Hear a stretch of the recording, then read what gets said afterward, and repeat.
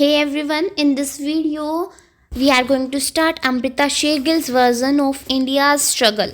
तो यहाँ पे हमने चलाया हुआ है हमारी सीरीज़ को जो है contribution of Indian artist in freedom struggle और इंडियन फ्रीडम स्ट्रगल।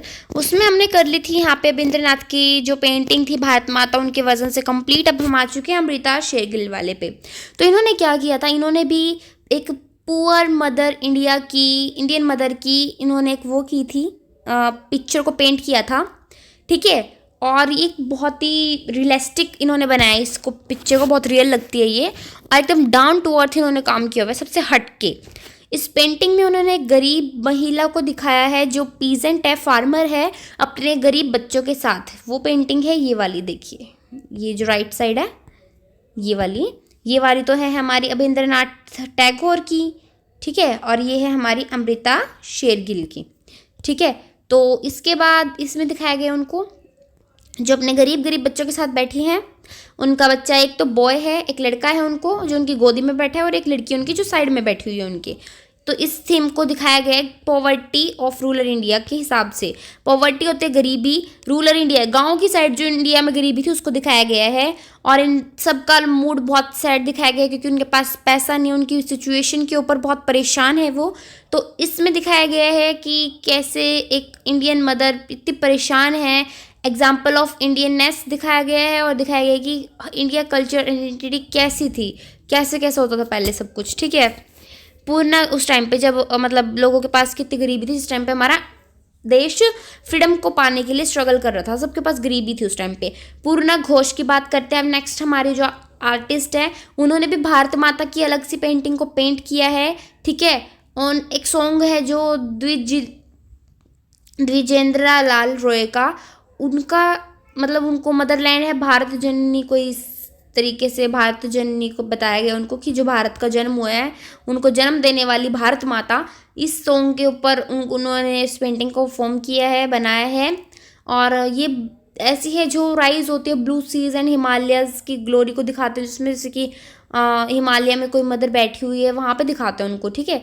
उन्होंने बहुत अच्छे से दिखाया गया है कि एक लेडी है जो ब्लू वाटर में से, ऐसे झरने में से पानी आ रहा है, उनमें ब्लू साड़ी पहन के खड़ी है, ठीक है। और अपने हाथ में उन्होंने शीफ ले रखा है, एक मतलब कि एक हाथ में उन्होंने फसल सी ले रखी है पैडी की, ठीक है। और उनके सिर पे एक मुकुट है, एक ताज है भारत माता के नाम का, ठीक है। और वो हिमालय में पूरे इंडिया को शो कर रही है और दिखा रही है वो हाथ में उस पैडी के शीफ को लेके, एग्रीकल्चर के बारे में कि इंडिया में मतलब कि खेती कैसे होती थी। हम बात करते हैं इसके बाद नंदलाल बोस की। सो नंदलाल बोस ने क्या किया है यहाँ पे, उनका भी कंट्रीब्यूशन है बहुत ज़्यादा आर्ट में, हमारे बंगाल स्कूल ऑफ आर्ट की। उन्होंने भी बहुत अच्छे से इंडियन नेशनल मूवमेंट को, इंडियन नेशनल कांग्रेस वगैरह की पार्टी जो भी जब सब चल रहा था उनको बहुत अच्छे से पोर्ट्रेट में दिखाया है। पोर्ट्रेट बना के, उनका पोर्ट्रेट होती है फेस पेंटिंग। उन्होंने स्वराज मूवमेंट वाला बंदा जो नेशनल लीडर, और स्वराज मूवमेंट किसने चलाई थी, महात्मा गांधी ने। तो ऑब्वियसली ये एग्जाम्पल यहाँ से ही पता चल रहा है कि वो बात कर रहे हैं यहाँ पे महात्मा गांधी की, ठीक है, मोहनदास करमचंद गांधी की हमारे। तो यहाँ पे उन्होंने ये बताया कि उन्होंने अच्छे से डेकोरेट करके कांग्रेस के पंडल्स को दिखाया जो लॉकडाउन में उन्होंने अपनी बैठक बिठा रखी थी ना, यहाँ कांग्रेस पार्टी ने उनको दिखाया है, जो कहाँ थी, लखनऊ में, फैजपुर में ही, हारीपुर में, और अलग अलग जगह पे। 1930 में उन्होंने दिखाया कि महात्मा गांधी को अरेस्ट कर लिया गया था ब्रिटिश लोगों ने, टैक्स वगैरह जो उन्होंने सोल्ट पे टैक्स लगा था उसके चक्कर में। बोस ने अच्छे से दिखाया एक ब्लैक बैकग्राउंड पे वाइट पेंट को करके। ये है वो पेंटिंग इनकी, गांधी जी अपने स्टिक को लेके हाथ में चल रहे हैं, ठीक है, मार्च पे। और ये बहुत अच्छी इमेज बन चुकी है और नॉन वायलेंस मूवमेंट को ये शो करती है। इसमें और सब भी दिखाया गया है नंदलाल बोस के द्वारा कि शॉर्टेज ऑफ फाइनेंस, लोगों पे पैसा नहीं था। कांग्रेस के जो पंडाल लगते थे वो लाइफ में कैसे local material bamboo, thatch, timber और रेड से, कोई पक्की ईंटें वगैरह तो थी नहीं, पंडाल ऐसे बना लेते लोग बम्बू स्टिक्स वगैरह को यूज़ करके, टिम्बर वगैरह थोड़ी बहुत लकड़ी वगैरह को यूज़ करके, ऐसे ही, ठीक है। He got Vinod Bihari Mukherjee, Prabhat Mohan Bandopadhyay, Vinayak Masoji and Asit Kumar Haldar to assist in this task. इन्होंने अपने पेंटिंग के टास्क को बनाने के लिए इन बंदों के साथ अपना काम किया है, इन बंदों का यूज़ किया है।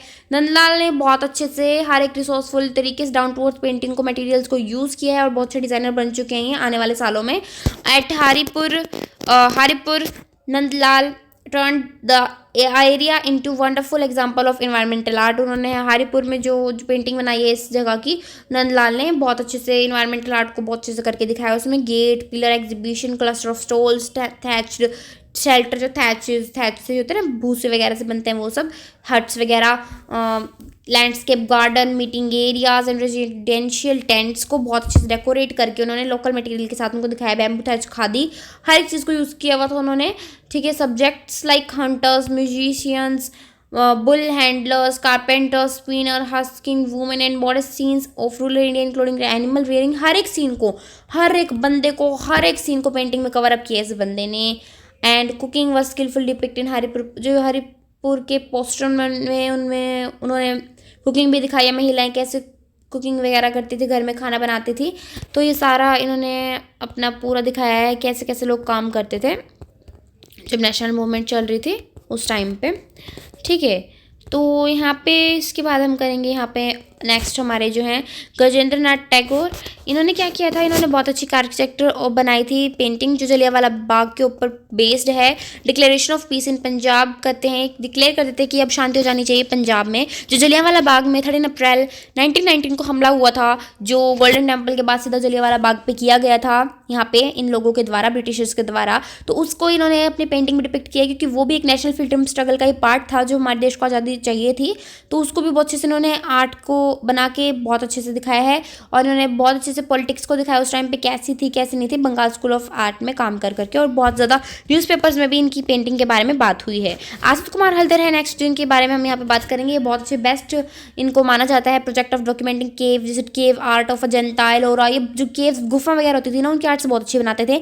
अजंता गुफा, एलोरा, बाग एक्सेट्रा एक्सेट्रा। तो इन्होंने बहुत अच्छा वर्क किया है, हर एक एंशियंट इंडियन आर्ट को दिखाया पब्लिक को काम करके। His and Nandlal Bose work, his कौन है यहाँ पे, हिज कौन किसको बोल रहे हैं, आसिफ कुमार हल्दर को। इनकी और नंदलाल बोस के जो वर्क थे ना बहुत अच्छे थे। ये बहुत अच्छे से हर एक चीज़ को दिखाते थे। फ्रॉम यूरोप, लाइक लेडी हेरिंगम थी, उन्होंने अपना वर्क किया था यहाँ पे यूरोप का। तो उन्होंने बहुत अच्छे से मतलब हर एक चीज़ को यहाँ पे दिखाया कि एंशिएंट इंडियन आर्ट कैसे होती थी उनकी तरह ही।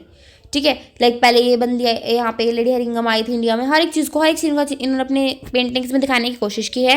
इसके बाद मदर इंडिया की बात आती है तो 32 paintings of would document the Indian idealism in his art. Awaking of mother India, mother India तो है ही। 32 पेंटिंग्स ऑफ बुद्धा उन्होंने साथ साथ बनाई हुई है, इन दोनों ने मिलकर इन दोनों की बात बता रही हैं। Like Nandlal Bose and Rabindranath Tagore, artist like Vinod Bihari Mukherjee, M.A.R. Chughtai, ठीक है, और Bireswar Sen, Devi Prasad Roy Chowdhury painted themes related with the fight for Indian independence. इन्होंने भी जब लड़ाइयाँ हो रही थी ना हमारे इंडिया में आज़ादी के लिए, उन सीन्स को इन सभी आर्टिस्ट ने बहुत अच्छे से अपने पेंटिंग्स के अंदर दिखाया है। ये पेंटिंग सोशल अनरेस्ट को दिखाती है कि कैसे सोसाइटी में बिल्कुल ऐसी अनरेस्ट पोजीशन हो चुकी थी, बिल्कुल मतलब अनरेस्ट होती है, उथल पुथल, हर एक चीज़ बिल्कुल बहुत बहुत बुरी सिचुएशन जिसको आप बोल सकते हो ना, वैसी सिचुएशन हो गई थी। ब्रिटिश रूल जब यहाँ पे इंडिया में था।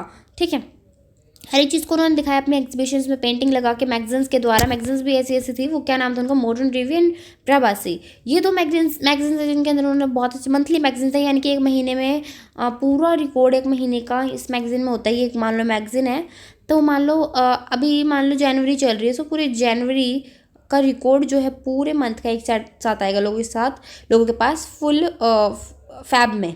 नेक्स्ट मंथ एक महीने का कवर अप हो गए, नेक्स्ट मंथ में आएगा वो।